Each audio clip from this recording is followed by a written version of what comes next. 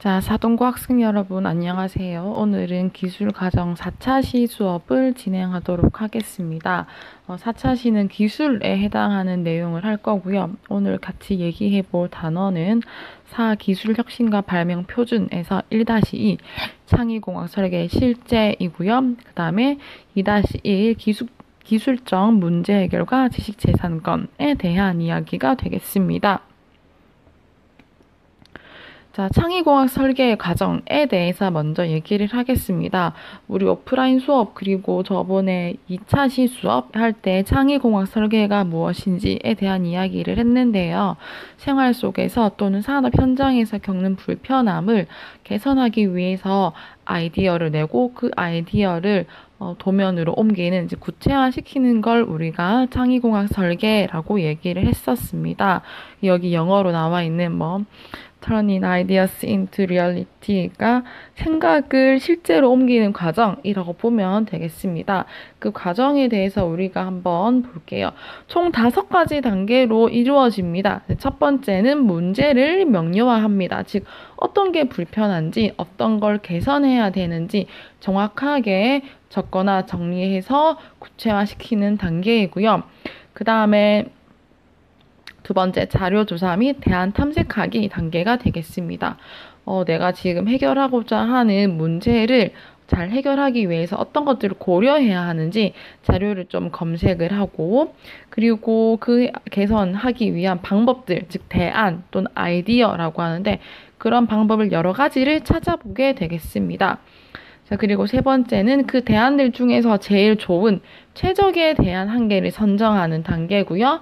그리고 네 번째는 그 선정된 대안을 계획 세우고 실행을 통해서 스케치를 해보고 구상도를 그려보는 단계가 되겠습니다. 그리고 마지막으로 5번째 평가하기 단계에서는 내가 처음에 문제라고 생각했던 것들이 얼마나 잘 해결되었는지를 한번 평가해보고 전체적인 과정에서 부족한 점이나 미흡한 점을 찾아보고 다시 개선하는데 도움을 받기 위해서 하는 단계가 되겠습니다.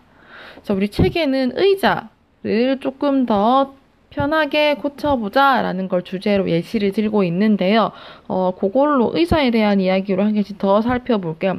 첫 번째, 문제 명령화는 향상된 물건을 만들기 위한 조건 또는 해결할 점들을 찾는다라고 했죠. 그래서 의자의 키에 맞게 설계하고 쉽게 부서지지 않도록 그리고 다른 용도로 사용할 수 있도록 문제를 정하는 첫 번째 단계를 한 예시로 볼 수 있겠습니다. 자, 두 번째, 자료조사 및 대안 탐색하기를 의자를 개선하는 상황에 적용을 해보면요. 우선은 개선하고자 하는 물건에 대해서 조사를 할 때, 의자를 편하게 하기 위해서는 어떤 수치가 필요한지, 또는 의자가 부서지지 않기 위해서는 어떤 재료가 적절한지, 또 기존에는 어떤 의자들이 있는지를 찾아보는 것들이 자료조사하기의 한 예라고 볼 수 있겠고요. 그리고 문제 해결 조건을 충족시킬 수 있는 다양한 대안 또는 나의 아이디어를, 나의 창의성을 발휘하는 단계가 대안 탐색하기 단계가 되겠습니다. 이 대안 탐색하기를 할 때는 하나의 대안만 찾지 말고 3개, 4개, 굉장히 개수가 많을수록 좋습니다. 이때 이 개수가 많이 나올 수 있게 나의 생각을 많이 펼쳐내는데 그 많이 펼쳐내는 사고방식을 우리가 확산적 사고방식 또는 사고기법이라고 이야기를 하고요. 대표적인 예가 우리 브레인스토밍이 있겠습니다. 즉 떠오르는 대로 정리하는 나가는 것들에 대한 것들이 전부 다 확산적 사고기법이 되겠고요. 그런 것들을 활용해서 대안을 탐색하게 되겠습니다. 자, 그리고 대안들 중에서 제일 좋은 것 한 개를 선택을 해야겠죠. 그때 우리가 PMI 기법을 통해서 최적의 대안을 선정합니다. 밑에 있는 이 표가 PMI 기법을 활용한 표가 되겠는데요. 이 PMI에서 P는 장점입니다. 즉 하나의 대안이 갖고 있는 장점을 적어보고요. M은 마이너스 단점입니다. 이 대안이 갖고 있는 단점도 한번 적어보고요. 그 다음에 I, interesting, 흥미로운 점입니다. 그래서 하나의 대안이 갖고 있는 장점과 단점과 흥미로운 점들을 서로 적어보고 비교를 하면서 가장 괜찮은 거 한 개를 선택하는 단계가 되겠습니다.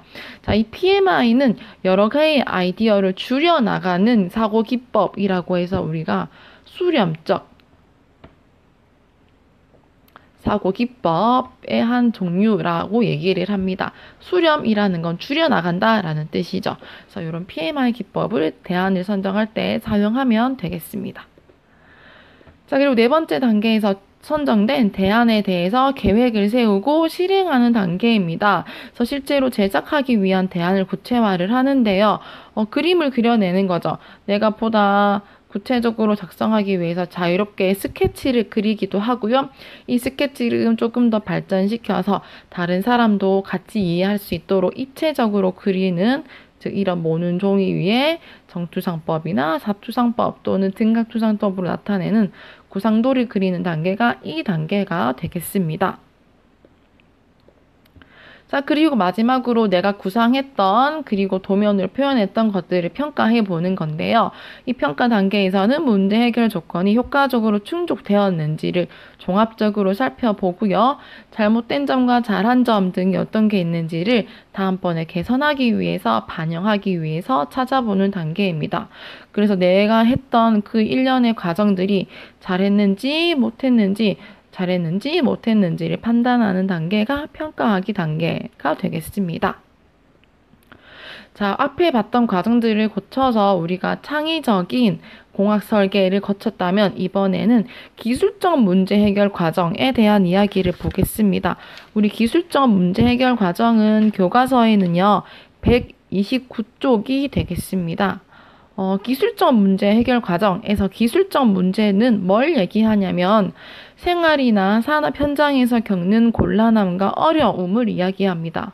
그래서 들어보면 알겠지만 사실은 기술적 문제 해결의 과정이나 우리 방금까지 얘기했던 창의공학 설계의 과정 또는 설계의 실제 과정이 크게 다르지 않습니다. 거의 같다라고 보면 되겠습니다. 그래서 넘어서 기술적 문제 해결 과정도 한 개씩 살펴보면요. 이번에 이 기술적 문제 해결 과정은 총 6가지 단계로 이루어집니다. 첫 번째는 문제를 확인하는 단계인데요. 우리 책에 있는 사례로 휴대폰 거치대를 사례로 한 예도 같이 보면서 설명을 할게요. 자, 문제 확인하기 단계에서는 스마트폰으로 오랜 시간 인강을 보려니 불편함을 인지하고 이걸 개선하기 위한 조건들을 찾아내는 단계가 되겠습니다. 자, 그리고 두 번째 단계는 아이디어 창출하기인데요. 스마트폰 거치대를 만들면 좋을 것 같아. 삼각형을 만들까? 사각형을 만들까? 원형으로 만들까? 와 같이 이 문제점을 해결하기 위한 방법들을 찾아보고 그 방법들을 다양하게 제시해보는 단계가 아이디어 창출하기 단계입니다. 역시나 다양한 아이디어를 내기 위해서 이때 확산적 사고 기법이 활용이 되겠습니다. 아까 얘기했던 브레인스토밍 같은 것들이 확인이 됩니다. 자, 그리고 아이디어를 선정합니다. 앞에서 얘기했던 이 다양한 아이디어 중에서 한 개를 선택하는 거죠. 원형이 좋겠어. 그리고 제작할 때 각도를 자유롭게 조절하는 형태가 좋을 것 같아. 자, 그리고 이 선정된 아이디어를 구체화시킵니다. 이음부에 힌지를 설치해서 각도와 방향을 조절하다. 그리고 이 구체화하기 단계에서 스케치를 그리고요. 구상도를 그리게 되겠습니다. 자, 그리고 이렇게 구상도까지 그린 것들을 시제품을 만들어 봅니다. 한번 시험해 볼 수 있는 제품을 만들어 보는 단계인 실행하기 단계가 있습니다. 그리고 마지막 평가하기 단계에서는 이 시제품이 처음에 문제 확인을 할 때 만들었던 문제를 제대로 파악을 하고 제대로 해결이 되었는지, 과정 전체에서 부족함은 없었는지를 평가하는 단계가 되겠습니다. 자, 그래서 이 비슷한 기술적 문제 해결 과정과 창의적 설계 과정, 공학 설계 과정 두 개를 한번 비교를 해볼게요. 이 둘 다 아이디어를 실제로 바꾸어내는 거라는 점에서는 똑같은데 약간의 차이점이 있습니다. 자, 1단계 문제 명료화하기, 문제 확인하기, 필요한 문제점을 개선할 문제점을 찾아낸다 라는 면에서 똑같습니다. 그 다음 단계는요, 자료조사 대안 탐색 또는 아이디어 창출, 즉 확산적 사고 기법을 통해서 새로운 아이디어를 만들어낸다 라는 점에서 똑같습니다. 다음에 세 번째 단계는 최적의 대안 선정하기, 아이디어 선정하기, 즉 PMI라든지 어떤 수렴적 사고 기법을 통해서 한 개의 대안을 선정한다 라는 점에서 두 개는 똑같습니다. 자, 그리고 네 번째, 계획 세우기 및 실행하기, 구체화시키기라는 부분은 그림을 그리거나 구상도를 작성하는 단계라는 점에서 같다고 보면 됩니다. 이 다섯 번째 단계가 다른데요. 기술적 문제 해결하기 과정 같은 경우는 실행하기 단계에서 실제로 물건을 한번 만들어 보는 것들이 추가가 되고요. 우리 창의공학 설계의 과정에서 요거는 필요가 없습니다. 즉 설계는 설계까지 끝나는 게 되겠고요. 문제 해결 과정, 그 기술적 문제 해결 과정은 실행하기, 물건을 만들어 보는 것까지 포함이 되겠습니다. 그리고 둘 다 마지막 단계는 평가하기. 전체적인 과정에서 하고자 했던 목적이 달성되었는지를 평가하는 단계가 되겠습니다. 그래서 이 두 가지 각각의 단계는 같기도 하고요. 조금 다른데 그 조금 다른 건 실행하기 위해서 시제품을 만드냐 안 만드냐에서 조금 차이가 난다라고 볼 수 있겠습니다. 자, 그래서 우리 오늘은 교과서 124쪽에 있는 내용부터 129쪽에 있는 내용까지를 한번 살펴봤습니다. 우리 다음 시간에 오프라인에서 수업을 할 때 만나도록 합시다. 수고했습니다.